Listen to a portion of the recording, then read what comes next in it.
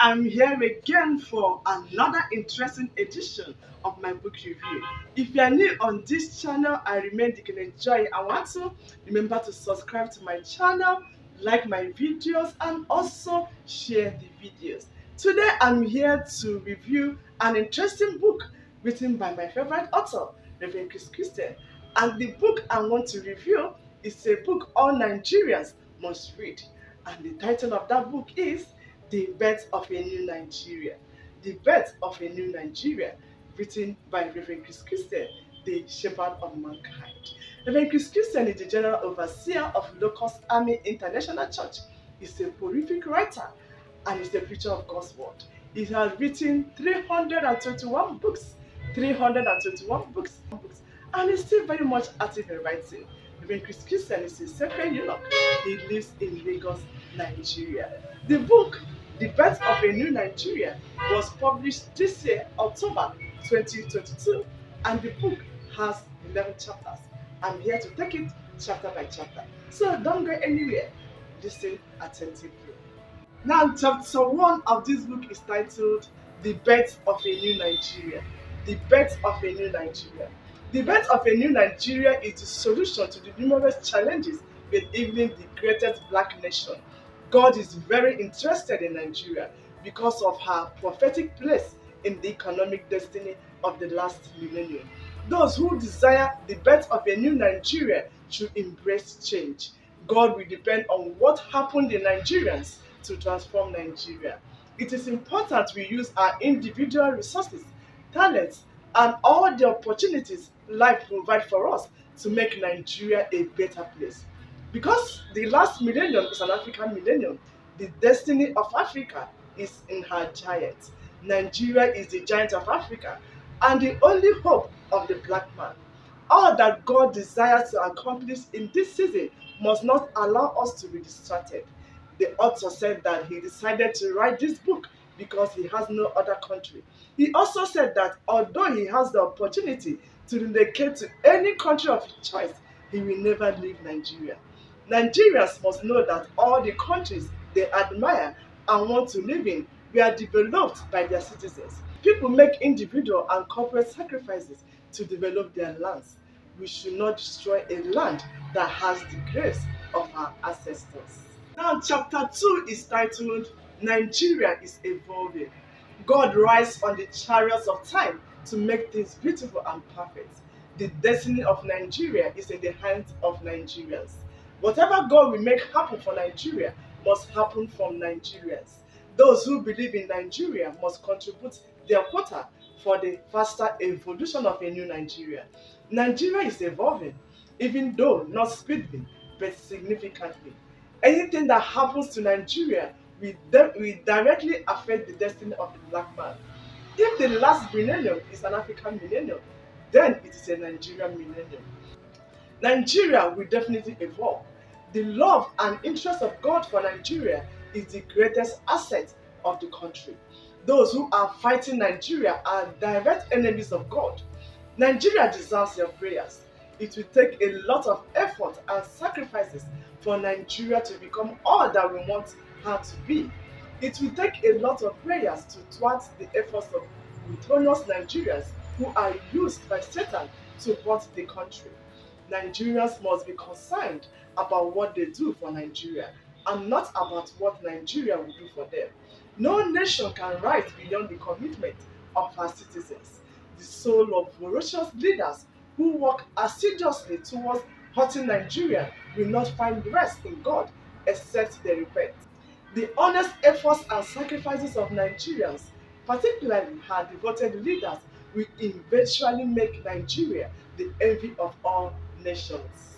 Chapter 3 is titled Nigerians Should Make Tangible Sacrifices. Nigerians should make tangible sacrifices. If a new Nigeria must be born, Nigerians should make sacrifices. What God can achieve in Nigeria is determined by what He gets from Nigerians. Nigeria is our homeland. Therefore, we must make sacrifices to save her from political and economic turmoil. It is wrong to expect a new Nigeria without paying the required price. Whatever is sacrificed speaks in his achievements. All great nations that rose to the top depended on the sacrifices of their citizens to rise. It will take God's intervention for a materialistic society that is filled with selfish leaders to embark on the nation transforming sacrifice. Wisdom must teach Nigerians to know that the ladder of elevation can only be built through sacrifice. If Nigerians ignore the opportunity to do the needful, they will keep wallowing in the dark pit of depravity, and lack will be inevitable. If we don't want to share in the evil of the spoiled leaders, we must not celebrate the corporate politicians who loot the treasury of the nation for themselves. If leaders refuse to set a standard, those who are being led will definitely follow their steps. Leaders need to set pace for the regenerational journey that needs to give birth to the new destiny. If we found Nigeria at this time, the pain of the unborn generation will not allow peace for those in the grave. Whatever we must do to rescue Nigeria from her present predicament must be done immediately. Now, chapter 4 of this book is titled Nigeria is Deeply Wounded by Corruption. Now, Nigeria has become a country made inadequate by corruption. She is so beaten and traumatized by ruthless leadership, marred in darkness and grievous affliction. Corruption is like a dark active ant with teeth of a fierce lion biting every arm of Nigeria. Nigeria is so corrupt that those who have a little light in their conscience are seen as absurd. However, if a new Nigeria must be born, leaders with a new mindset must be raised. Because of the place of Nigeria in the prophetic agenda of God in this millennium, concerned Nigerians must be willing to pay the required price to emancipate the giants of Africa. Whatever we want to do for Nigeria as Nigerians is what we do for ourselves. Every Nigeria is like Nigeria, and the change we corporately desire must involve a process of conception and birth.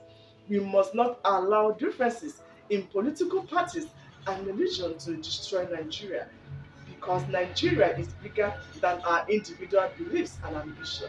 We must be very careful not to push the consequences of corruption to leadership only. It is the mindset of Nigerians that brought Nigeria to where she is. And if there will be change in Nigeria, Nigerians must work hard on themselves. If we improve our lives as Nigerians, Nigeria will be a better country to live in.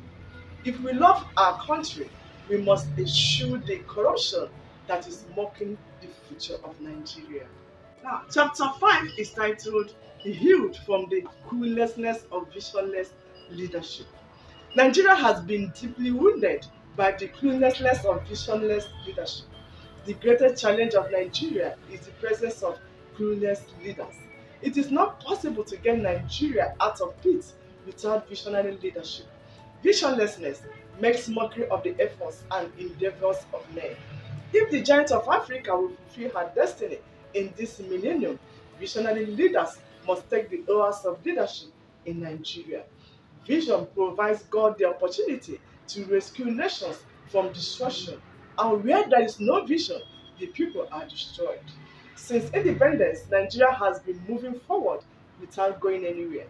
Because of the presence of gross darkness, the nation has been subjected to numerous challenges, which include disunity, economic crisis, religious bigotry, and political instability. We must not attack leadership that we have not adequately supported. Leaders need our support. It is possible for a leader to doubt himself in the face of vehement oppositions. Opposition is unavoidable in every form of leadership, and this is why leaders must not allow themselves to be distracted. Visionless leaders who are not captured by any purpose can be caught up with whatever that shows up.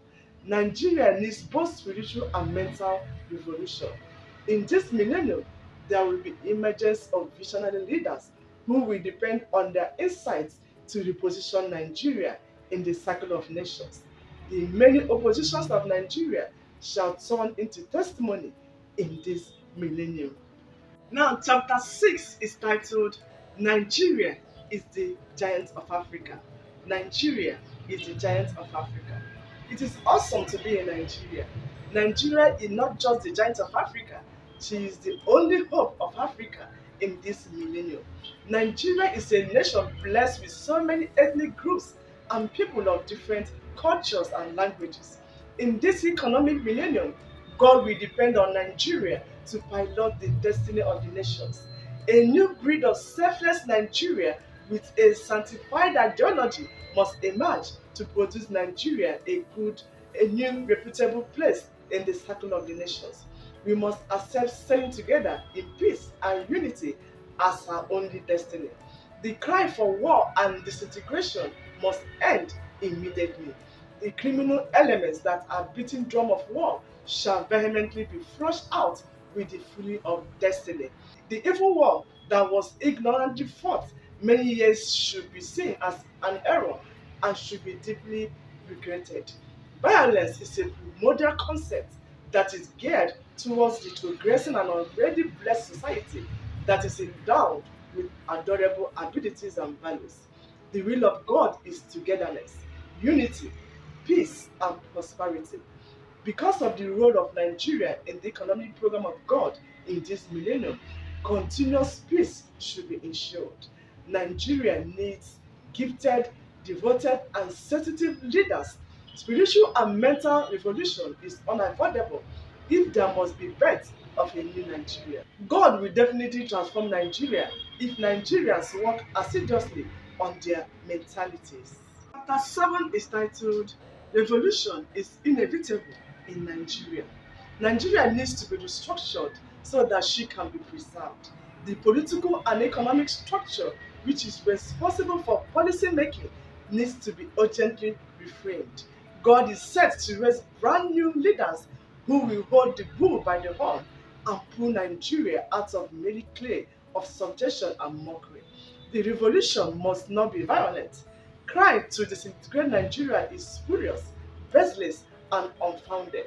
There is no right-thinking Nigerian that must allow his or herself to be distracted by the call for disintegration. Avoiding the needed sacrifice that should transform us and be clamoring for disintegration is a satanic act born from mental quagmire and heart-tearing selfishness. Nigeria needs your honest support. If there must be revolution, a new altar must be raised to ignite her for it. Transforming the face of Nigeria must be the ultimate desire of every meaningful Nigerian.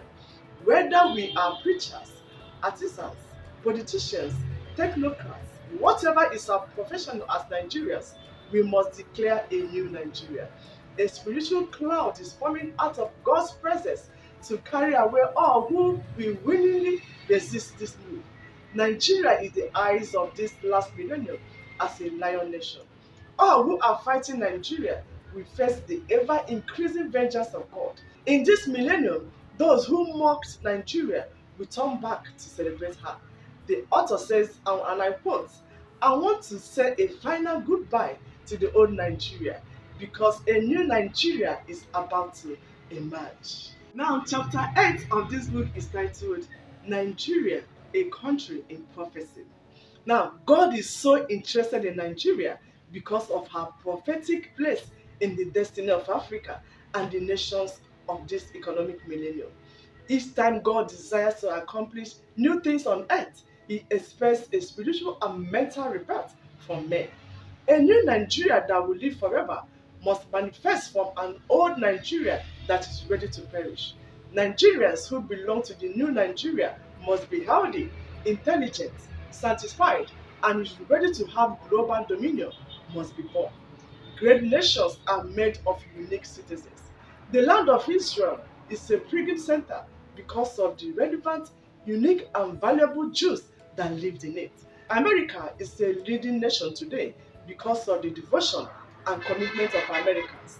The birth of a new Nigeria will lead to the manifestation of unique and world-class nation who will build up the flag of Nigeria high to the heavens. One of the remarkable things God will accomplish in this millennium is the building of a dwelling place in the midst of Nigeria. The tabernacle with the life of God will end the time of shame, sorrow, tears, crying, pain, and death in Nigeria. The tabernacle of God in the midst of Nigeria is not a religious tabernacle, it is a house built on the rivers of men. Chapter 9 of this book is titled, There is Time for Everything. There is time for everything. The birth of a new Nigeria is a divine destiny that has provided opportunity for God to accomplish great exploits, and all who are partners with God must do their part. The time of deliverance of Nigeria from all manner of servitude has come. The emergence of a new Nigeria is not a mere wish. God is solidly behind the new things that are about to happen in this country. Nigeria needs to be rescued from some forms of recycling that has left her battered in the hands of certain people who see themselves as gods. An invasion of the political firmament of Nigeria with new set of people will be a surprise to those who believe that without them, Nigeria will not exist. Time will reveal the enormous wrath of God upon those who might fight what He wants to accomplish in Nigeria in this season. The strength with which God wants to accomplish His will in Nigeria will surpass every religious or ethnic resistance. Time has provided God with an awesome chance to showcase Himself in the midst of Nigeria, a land that has our souls, and the grave of our forefathers must not be subjected to continuous turmoil and mayhem. No matter how far you travel, there is no place like home. God kept what every Nigerian needs in Nigeria. Loving Nigeria is loving yourself and being at peace with God. Chapter 10 of this book is titled, The New Face of Nigeria. The New Face of Nigeria. Nigeria will inevitably wear a new face in this prophetic season. This new and blessed face will give Nigeria a new destiny. Grief and sorrow will suddenly be replaced with joy and hope. A new sun that will illuminate Nigeria will rise from the east. A storehouse that will shield the world from economic meltdown will be built in Nigeria, like in the days of the biblical Pharaoh. Nigeria will be a shelter and an economic hub for all discouraged and ravaged nations. Whatever we do for ourselves as Nigerians in this millennium is what we do for the world. Nigerian youth must hate the corrupt mindset that wounded the value of our homeland. God will not use those who destroyed Nigeria to rebuild it. The time to mock Nigeria or associate her with all manner of evil records is over. No price will be too much to pay to reposition Nigeria, and then rejoice in achieving it. After all prices have been paid and new foundation laid, a new Nigeria will literally emerge. Nigeria will be a shelter from rain and a covert from storm. The eyes of the Lord will be upon the new Nigeria, and evil, sorrow, pain, and misery will be a thing of the past. Endemic paradisical nature will return to Nigeria as the last destiny of all glorious Adams. Finally, the chapter 11 of this book is titled, The Unity of Nigeria is Not Negotiable. The unity of Nigeria is not negotiable. Those who desire Nigeria to be together should devote their lives, resources, and time to make sure that the mindless turmoil and secession that some people are clamoring for are vehemently subdued. God has favored us, and we must appreciate Him. Restructuring Nigeria is inevitable. A land that belongs to so many enlightened minds can't be allowed to be subjected to depravity and regional monopoly of power. The Nigeria in the mind of God is a united Nigeria. Those who clamor for the breaking of Nigeria are servants of their own interests and not the interests of God. And the price men pay for damage is what they will inevitably reap. Democracy has empowered us to use our votes as a weapon of war. Whether you are from Lagos, Anambra, Kano, Benue, and so on, you must vote out evil leaders. This is the time when God and heavenly personalities are insisting on good governance. Nigerians must rejoice at this time because they are about to witness an obvious change of season. For those who pay unnecessary attention to religion, religion only strives from what the land provided. Nigeria is bigger than any religion. If we destroy Nigeria because of religion, our religion will not have anywhere to stand.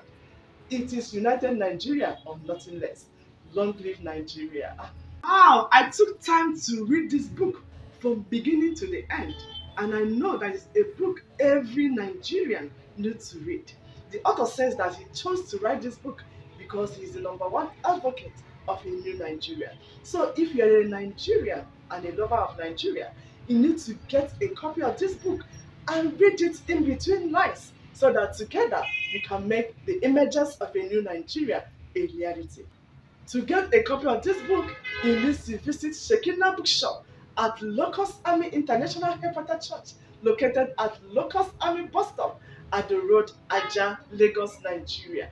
Or you can call these phone numbers 080-381-38751 or 080-3377-8843 to get your copy. You can also visit www.shekinahmediahouse.com to get the soft copy. Thank you so much for being part of this interesting edition. Remember to subscribe to my channel, like this video, and also share this video. I'll see you again in my next edition. Bye.